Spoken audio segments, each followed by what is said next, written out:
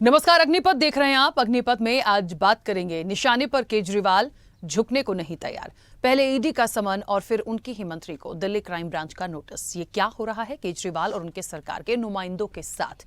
आरोपों की बौछार है, लेकिन केजरीवाल परेशान नहीं है। उनका कहना है कि बीजेपी में चले जाओ तो सारे खून माफ, मैं झुकने वाला नहीं। इतना ही नहीं, दिल्ली के मुख्यमंत्री अरविंद केजरीवाल ने सरकारी एजेंसियों के दुरुपयोग का आरोप भी लगाया है। केजरीवाल की माने तो मैंने कोई गलत काम नहीं किया, उन पर बीजेपी में आने के लिए दबाव बनाया जा रहा है, लेकिन मैं बीजेपी में कभी नहीं जाऊंगा। उधर विधायकों की खरीद फरोख्त मामले में दिल्ली पुलिस की क्राइम ब्रांच ने रविवार को मंत्री आतिशी को नोटिस भेजा है। उन्हें जवाब देने के लिए 24 घंटे का समय दिया गया है और इससे पहले क्राइम ब्रांच ने 3 फरवरी को सीएम अरविंद केजरीवाल को भी नोटिस दिया था। उनसे भी 5 फरवरी तक जवाब मांगा गया है। दरअसल अरविंद केजरीवाल और आतिशी ने भाजपा पर आम आदमी पार्टी के विधायकों को 25-25 करोड़ रुपए ऑफर करने के आरोप लगाए थे। आतिशी ने कहा था कि बीजेपी दिल्ली में आपकी सरकार गिराना चाहती है। इस मामले में क्राइम ब्रांच दोनों नेताओं से पूछताछ कर सबूत लेना चाहती है। कुल मिलाकर दिल्ली की सियासत में केजरीवाल की मुसीबत बढ़ी है, लेकिन वो झुकने को तैयार भी नहीं है। लगातार कई समन भी पहुंचे हैं ईडी के, लेकिन कोई जवाब नहीं है और उन्हें लगता है कि एक प्रेशर पॉलिटिक्स कर रही है बीजेपी, दबाव बनाने की कोशिश कर रही है, लेकिन ऐसा कुछ भी नहीं होगा। वो कभी भी बीजेपी में नहीं जाएंगे और ना ही वो कभी झुकेंगे। जिसे जो करना है वो कर ले। इसी पर चर्चा को भी आगे बढ़ाएंगे। एक प्रतिक्रिया आई है, पहले वो सुनाते हैं आपको। देखिए, आम आदमी पार्टी, अरविंद केजरीवाल और उनकी कंपनी आज भ्रष्टाचार के केवल बेताज बादशाह नहीं बल्कि भगोड़े भी बन चुके हैं। और कितनी विचित्र स्थिति निर्माण हो चुकी है कि जब इन पर भ्रष्टाचार के आरोप लगते हैं, शराब घोटाले, दारू, दवा, मोहल्ला क्लिनिक, तब भी ये भागते हैं। और जब ये किसी और पर आरोप लगाते हैं और उन आरोपों की पुष्टि करने के लिए दिल्ली पुलिस उनके पास पहुंचती है, तब भी ये भागते हैं। मतलब कि एलिगेशंस लगे तब ऑन द रन और एलिगेशन लगाकर हिट एंड रन। मान्यवर, अगर आपकी बातों में इतना सच्चाई है, अगर उसमें सबूत है, तो सबूत दीजिए दिल्ली पुलिस को, जांच में शामिल हो जाइए और बता दीजिए कि किस प्रकार से भ्रष्टाचार करने की कोशिश की गई थी, किस प्रकार से आपके कौन से विधायक को तोड़ने की कोशिश की गई थी। देखिए, 2-3 बातें बड़ी महत्वपूर्ण हैं। पहली तो ये कि जब से ये मामला शुरू हुआ है, एक तो ये ईडी का समन, ईडी की कार्रवाई जिस तरीके से शुरू हुई है, तो एक के बाद एक सब निशाने पे चले जा रहे हैं। बिहार की राजनीति से बहुत कुछ इसको जोड़ने की कोशिश की गई थी और यही बात थी कि कहीं ना कहीं एक दबाव था। जो बातें सुनने में आई है कि बड़ा दबाव था नीतीश जी पर, इसलिए वो चले गए बीजेपी के साथ। कुल मिलाकर देखिए, ये दबाव है, प्रेशर पॉलिटिक्स है या जो कुछ भी है, लेकिन फिलहाल तो 24 का चुनाव है जो बेहद महत्वपूर्ण है। और ये आरोप जो एजेंसियों पर लगते आए हैं कि इस समय ही क्यों जागरूक होती है, ये भी विपक्ष हमेशा उठाता आया है। दिल्ली की सियासत में जहां तक अरविंद केजरीवाल की बात करेंगे तो ऐसा नहीं है कि पहली बार इनके साथ हो रहा है। मनीष सिसोदिया को देख लीजिए, सत्येंद्र जैन को देख लीजिए, तमाम चीजें हुई हैं, जेल में हैं, लेकिन इनके पास जो समन पहुंचे हैं वो कोई भी बात करने को तैयार नहीं है। दूसरी चीज, इसी कड़ी में देखिए, विधायकों की खरीद फरोख्त में आतिशी के पास भी क्राइम ब्रांच का नोटिस है। अब दोनों से ही जवाब भी मांगा गया है, लेकिन अरविंद केजरीवाल ने जो तमाम जगह पर ये स्टेटमेंट्स दिए, उनका कहना है कि ना तो वो झुकने वाले हैं, बीजेपी जो प्रेशर पॉलिटिक्स उन पर कर रही है दबाव बनाने की, वो किसी से न डरने वाले हैं न झुकने वाले हैं, उन्हें जो करना है करें। अब बीजेपी की तरफ से एक महत्वपूर्ण पॉइंट है जो हमने अभी प्रतिक्रिया में भी सुना कि वाकई यदि कहीं कुछ गलत नहीं है और आपने नहीं किया है तो जवाब क्यों नहीं दे रहे हैं।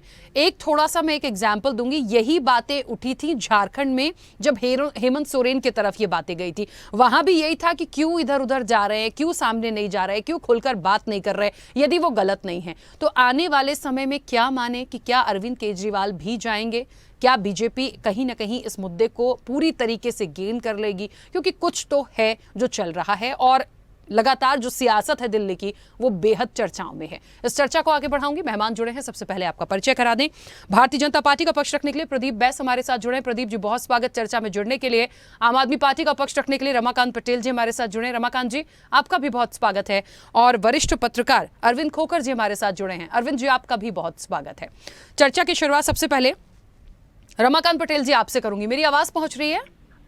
हाँ जी राखी जी, आपकी आवाज आ रही है। रमाकांत पटेल जी, 2-3 बातें हैं जो मैंने अभी स्पष्ट की हैं। बीजेपी की तरफ से जो प्रतिक्रिया है और जो बात है जो हमेशा चली आ रही है। देखिए, 2 बात है। अरविंद केजरीवाल जी ने बहुत स्पष्ट कर दिया कि ना हमने कुछ गलत किया है, ना हम डरने वाले हैं, ये बीजेपी है, सरकारी जो एजेंसियां हैं उनका दुरुपयोग किया जा रहा है और इस तरह से पूरी कार्रवाई हो रही है। वो कहते हैं ना मैं झुकूंगा, ना मैं डरूंगा, ना मैंने कुछ गलत किया है। बीजेपी का पॉइंट ये है और सवाल यहां पर उठता है कि यदि कुछ भी नहीं किया तो फिर जवाब क्यों नहीं दे पा रहे हैं? देखिए राखी जी, गजब की बातें हैं कि अभी दिल्ली की पुलिस आकर के एक समन देने आती है और कहती है कि हम तो मुख्यमंत्री के हाथ में ही समन देंगे। क्या पहले आपने कभी देखा है किसी ऐसे राज्य में कि पुलिस के अधिकारी समन देने के लिए, नोटिस देने के लिए सीधे मुख्यमंत्री से मिलने चले जाते हैं? और इस पे ऐसा भी नहीं है, मीडिया को लेकर के आए दिल्ली पुलिस के लोग। तो आज ये तो स्पष्ट है कि चाहे ईडी हो, चाहे सीबीआई हो, चाहे पुलिस हो, आज सब कुछ भारतीय जनता पार्टी के कार्यकर्ता के रूप में ये लोग काम कर रहे हैं। और दूसरी बात मैं कहना चाहता हूँ, जो बात आ रही है कि आतिशी जी को अभी समन दिया है, क्यों भाई आतिशी जी को क्यों समन दिया है? आतिशी जी ने तो आरोप लगाए हैं, अरविंद केजरीवाल जी तो आरोप लगाए हैं, तो आरोपों की जांच करें ना। आज भारतीय जनता पार्टी, ईडी एक ही है।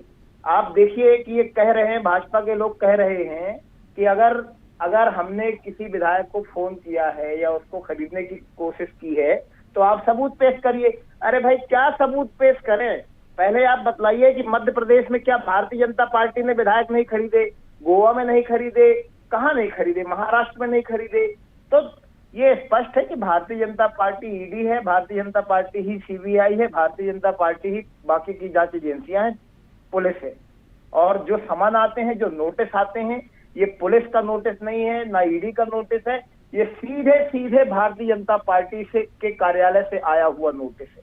इसलिए आम आदमी पार्टी इनके नोटिसों को अवैध भी कह रही है और कानूनी रूप से ठीक नोटिस नहीं दिया जाता है, इसलिए भी आम आदमी पार्टी इनको अवैध कह रही है।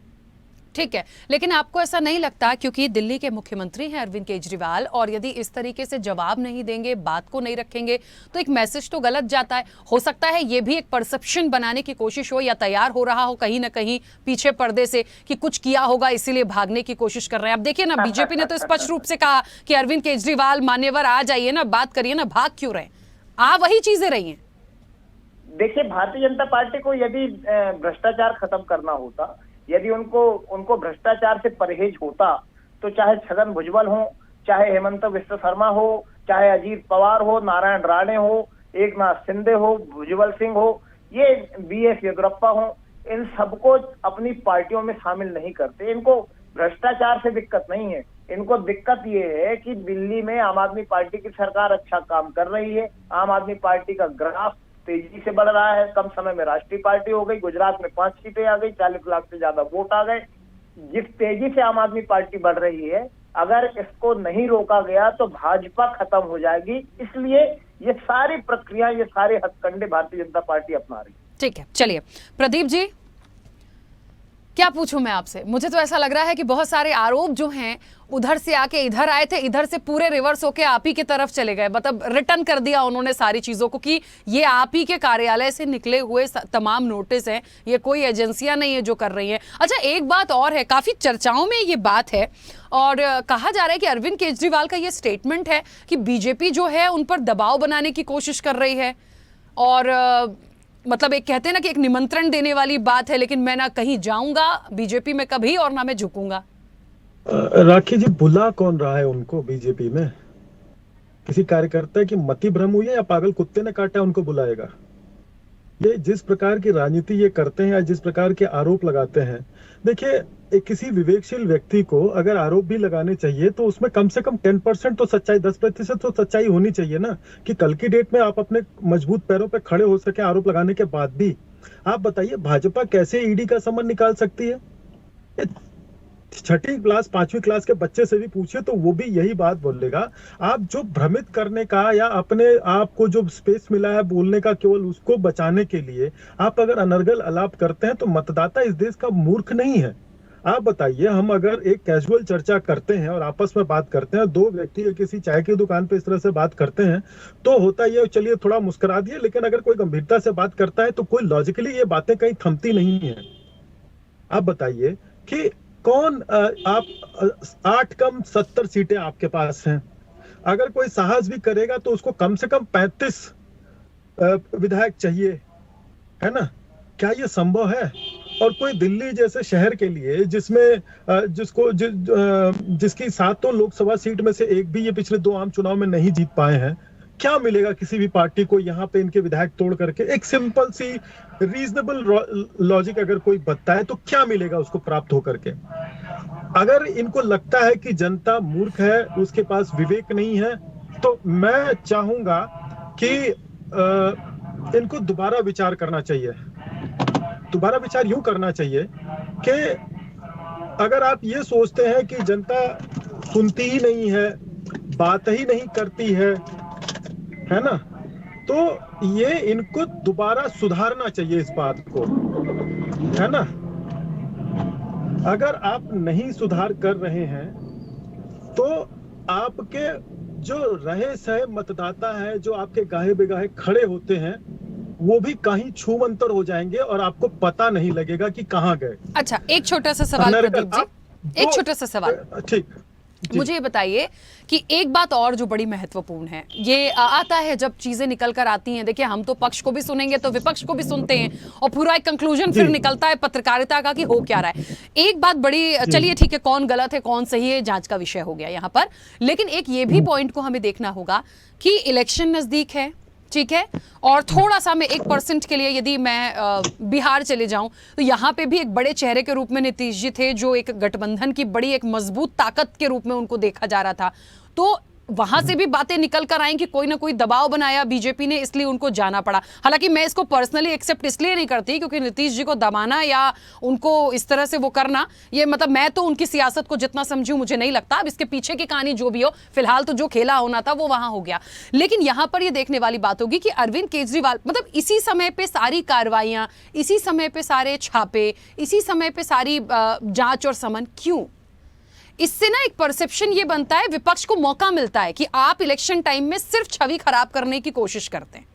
राखी जी, आप चलिए मैं आपको थोड़ा सा और न्यूट्रल होकर के बात बताता हूं। पिछले 10 वर्षों से 26 मई 2014 से मोदी जी के नेतृत्व में सरकारें चल रही हैं। उसके पहले 10 वर्ष तक यूपीए की सरकारें चली। वहां पे कल्चर था, तू मुझे बचा मैं तुझे बचाऊंगा।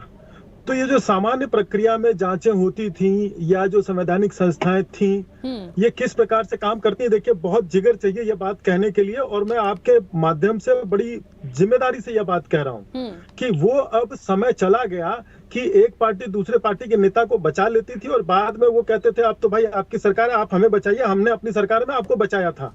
तो सीबीआई और ईडी का नाम जो है चर्चाओं में कम रहता था। अब भारतीय जनता पार्टी की सरकार है, मोदी जी के नेतृत्व वाली सरकार है। जब हमारे खुद के कार्यकर्ता इसमें संलिप्त होते हैं तो उनको बोला जाता है किसी को बख्शा नहीं जाएगा, सभी लपेटे में आएंगे, रगड़े जाएंगे। ठीक है, अब अगर ये लोग पकड़े जा रहे हैं, देखिए मैं एक बात दोबारा कहता हूं कि सीबीआई ईडी आपको समन दे सकती है, आपको अदालत में प्रस्तुत कर सकती है और अदालत से आपको जुडिशियल कस्टडी मिलेगी। वहां पुलिस कस्टडी की बात नहीं होती है, अदालत आपको देती है। तो आपके सारे संवैधानिक अधिकार संविधान के दायरे में रहकर के आपको बराबर की छूट मिलती है कि आप भी अपने संवैधानिक अधिकारों का प्रयोग कर सकें।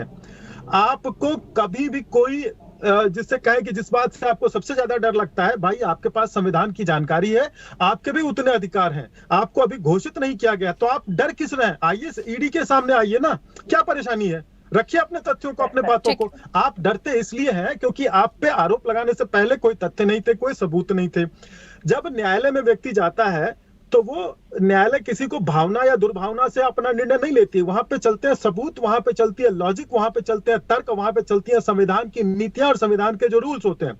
अगर आप उन पे खड़े नहीं हो पाते तो फिर आप तो निश्चित तौर पे डरेंगे। ठीक है, कुल मिला के सवाल वही आया जहां से मैंने शुरुआत की थी। अरविंद जी, सवाल वही आया जहां से शुरुआत हुई थी। यदि सब कुछ सही है तो बात क्यों नहीं कर रहे हैं, जवाब क्यों नहीं हो पा रहा है? और यदि उनको लगता है कि जब कुछ किया ही नहीं है तो इतना ज्यादा बोलने बताने की हमें जरूरत भी नहीं है। लेकिन हमें भी तो कानून की प्रक्रिया को समझना होगा। वो खुद एक ऐसे पद पर हैं जो इन तमाम चीजों को समझते होंगे। मैं यहाँ ये नहीं कह रही हूँ कि अरविंद केजरीवाल जी दोषी हैं या नहीं है, जो भी है, लेकिन जो चीजें सामने आ रही हैं, जो परसेप्शन अभी फिलहाल दिख रहा है, वो तो यही बता रहा है कि बात करने में हर्जा क्या है। अब हुआ क्या है, घोटाला किया है कि नहीं किया, जो चीजें हुई है कि नहीं, ये तो एक जांच का विषय है जो चल ही रहा है।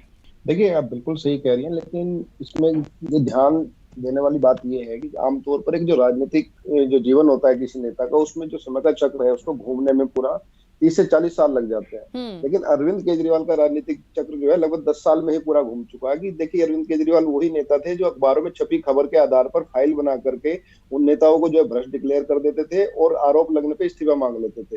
लेकिन अब स्थिति ये हो गई है कि अखबारों की कथन तो छोड़िए, 5 सम्मन आने के बाद भी जवाब देने के लिए तैयार नहीं, और आरोपों में फिर इस्तीफा मांगने वाले अब ये चर्चा करने लगे कि हम जेल से सरकार चलाएंगे। तो राजनीतिक चक्र अरविंद केजरीवाल का जो राजनीतिक चक्र है 10 साल में पूरा घूम चुका है। जहां तक कानूनी प्रक्रिया की बात है, देखिए ईडी अरविंद केजरीवाल को, देखिए उसमें भी जो काम कर रहे हैं अधिकारी भले ही हों, लेकिन है वो भी मानवीय। वो भी सब समझते हैं कि जो अरविंद केजरीवाल है इसको ग्रिल करना बड़ा मुश्किल काम है। कि देखिए, जो एक मुख्यमंत्री होते हैं 26 जनवरी की परेड को रोकने की बात कर चुका हो, उनको देखने के लिए पूरे को जो व्यू रचना है वो उतनी ही मजबूती करनी पड़ेगी। तो 5 सम्मन आने के बाद ईडी के पास इतने अधिकार है कि तीसरे सम्मन के बाद भी किसी को गिरफ्तार कर सकती है। लेकिन ईडी ये समझते हैं कि इसमें पूरा एक राजनीतिक बवाल होगा, तो इसलिए वो एक कदम फूक कर रख रही है। 5 सम्मन आने के बाद अब कोर्ट गई है, 7 फरवरी को सुनवाई है। तो सुनवाई में निश्चित तौर पे कोर्ट ये कोई भी कोर्ट है, कोई भी जो संवैधानिक संस्था ये कैसे कह सकते हैं कि इसे पूछताछ नहीं होगी। तो अरविंद केजरीवाल को वहां हाजिर तो होना ही पड़ेगा। अरविंद केजरीवाल और उनके जो रणनीतिकार है वो भी ये समझ रहे हैं। तो एक समय वो खींच रहे हैं, उस समय से जितनी सहानुभूति हासिल कर सकते हैं वो करना चाह रहे हैं।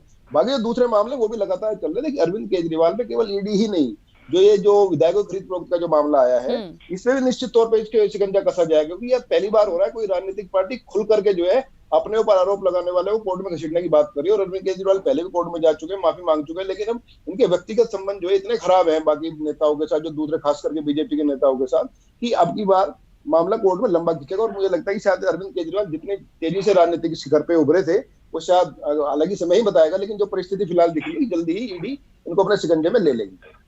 ठीक है।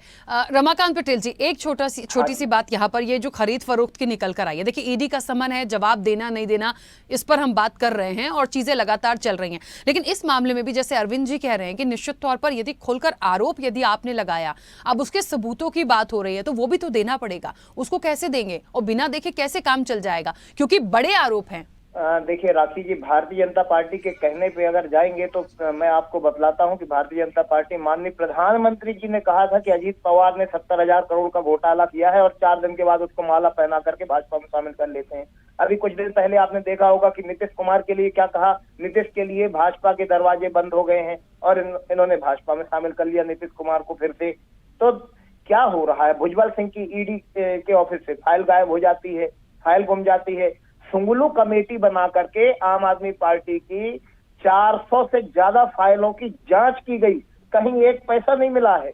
2 साल से ईडी के सैकड़ों अधिकारी आम आदमी पार्टी के एक एक काम की जांच कर रहे हैं, कहीं एक पैसे का कोई भ्रष्टाचार नहीं मिला है। बावजूद उसके आम आदमी पार्टी के कई नेताओं को इन्होंने जेल में डाल के रखा है। और ईडी का आप ट्रैक रिकॉर्ड देखिए कि 5000 से ज्यादा लोगों पे केस किया, उनको बदनाम किया, उनको गिरफ्तार करने का काम किया, लेकिन आरोप कितने लोगों पे साबित कर पाए हैं? आरोप मात्र 0.05% लोगों पे आरोप साबित कर पाए हैं। तो ये ईडी की कार्यवाही है, तो ये सीधे तौर पे राजनीति से प्रेरित कार्यवाही है।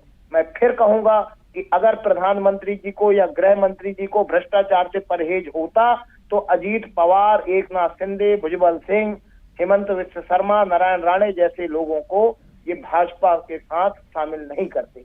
इनको भ्रष्टाचार से परहेज नहीं है, इनको डर है आम आदमी पार्टी से, इनको डर है अरविंद केजरीवाल से, उनकी बढ़ती हुई लोकप्रियता से। देखिए, मुझे तो एक बात और इस पूरे बात में समझ में आती है, पूरे घटनाक्रम में। अरविंद जी, एक बात है जो आम आदमी पार्टी हमेशा कहती है, बहुत चर्चाओं में क्योंकि बैठते हैं ना, तो ये सवाल आने लगा अब जहन में कि जो लोग फिलहाल जेल में हैं उनका आगे क्या होना है। मतलब आरोप देखिए कैसा है, एक तो इस चीज को कहते हैं ना कि समझ पाना कि यदि हमने कुछ नहीं किया फिर भी हम जेल में हैं, और यदि हम जेल में हैं तो हमारी जमानत नहीं हो पाती है। मतलब क्या हमारा कानून गलत हो गया है? हालांकि मुझे ऐसा कहना नहीं चाहिए, मैं कानून को गलत नहीं कह रही, पर जो आम आदमी पार्टी कहती है कि आरोप कभी सिद्ध नहीं कर पाते, तो बिना आरोप के फिर बाकी लोग जेल में सफर कैसे कर रहे हैं? ये भी तो एक बड़ा सवाल होता है ना, किस पे सवाल उठाएं हम? क्या ये सवाल मेरे से है? हाँ अरविंद जी। जी देखिए, इसमें जो कानून की जहां तक बात है, जो ईडी के जो जितने भी प्रावधान है तो इनको तो मोहर सुप्रीम कोर्ट खुद लगा चुका है। तो कानून की जो संवैधानिक दायरा है, जो संवैधानिकता है, उस पर तो कोई सवाल उठ ही नहीं सकते। यहाँ तक जो बाहर क्यों नहीं आ पाते, देखिए बात है, जब ईडी या कोई भी जब जांच एजेंसी किसी को अगर वो गिरफ्तार करते तो कभी ना कभी उनके हाथ में एसेंशियल कुछ ना कुछ ऐसी चीज जरूर होती है जिसको देखने के बाद कोर्ट जमानत नहीं दे रहा है इन लोगों को। और देखिए जहां तक विपक्ष जो बार बार ये अरविंद केजरीवाल की पार्टी हो या दूसरी पार्टी बार बार जो ये आरोप लगा रही है कि अजित पवार जब बाहर थे तो वो उनके ऊपर भ्रष्टाचार कह रहे थे, बीजेपी में आ गए तो साफ सुथरे हो गए, तो इनको अपना स्टैंड स्पष्ट करना चाहिए कि अजित पवार भ्रष्ट है या नहीं है। अगर अजित पवार भ्रष्ट है तो इसका मतलब ईडी सही कार्रवाई कर रही है, और अगर वो भ्रष्ट नहीं होते उनके क्या, तो फिर बीजेपी में शामिल होने के बाद इनको धरना प्रदर्शन इन लोगों को जो विपक्षी पार्टी है इनको करना चाहिए, इनके खिलाफ कार्रवाई क्यों नहीं हो रही है। लेकिन सारा खेल राजनीतिक परसेप्शन का, जो राजनीति है उसमें परसेप्शन एक बड़ा मायने रखता है। अरविंद केजरीवाल ने अपने आप को दुनिया का सबसे बड़ा ईमानदार मुख्यमंत्री बताया था, सबसे बड़ी ईमानदार पार्टी बताई थी, लेकिन जिस तरह से उनके ऊपर लगातार मुकदमे दर्ज हो रहे हैं, हर चीज अब एक घोटाले की और एक जांच दिल्ली में चल रही है, जो एक फर्जी टेस्ट हुए हैं जो कि बीजेपी आरोप लगाती है, और एसीबी जो एंटी करप्शन ब्यूरो है उसने अपनी जांच में पाया है कि लगभग 65,000 फर्जी टेस्ट हुए हैं दिल्ली के अंदर, जो आम आदमी के जो क्लिनिक बने थे। तो एक मुकदमा भी और उसका भी शिकंजा धीरे धीरे करके इनकी तरफ बढ़ेगा।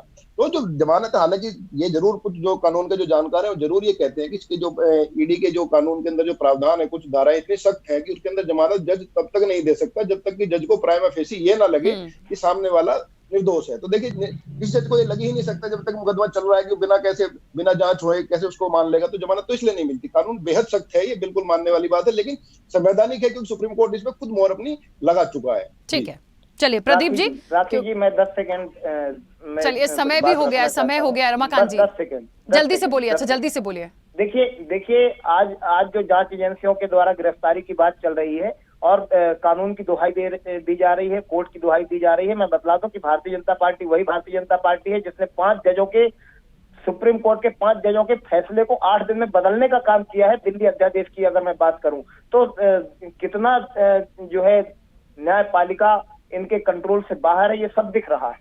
ठीक है, बहुत जल्दी से प्रदीप जी आप भी, क्योंकि समय हो गया, सवाल नहीं लूंगी। देखिए सवाल लेने की आवश्यकता भी नहीं है राखी जी, देखिए समय बहुत कीमती हम सभी समझते हैं। मैं आपके माध्यम से अरविंद केजरीवाल जी से जो ना विनती करना चाहूंगा कि आप बड़े हिम्मती बनते फिरते हैं, आ जाइए। गिरफ्तारी नहीं होगी अगर आप नहीं कुछ किए होंगे, और अगर आपने किया है तो आप कितना भी डिले कर लें आप बचेंगे नहीं। एक दिन न एक दिन आएंगे सलाखों के पीछे।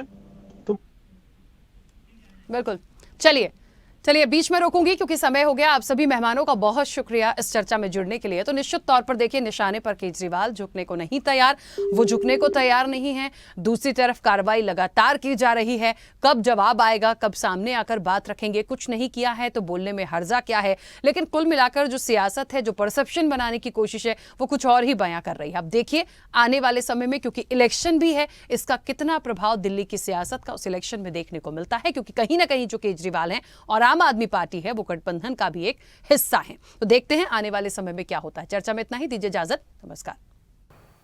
ऐसे ही वीडियोस के लिए लाइक करें, शेयर करें, फॉलो करें, YouTube पर जाकर सब्सक्राइब कर बेल आइकन दबाना ना भूलें, और ताजा अपडेट्स के लिए स्वदेशलाइव.com पर जरूर जाएं।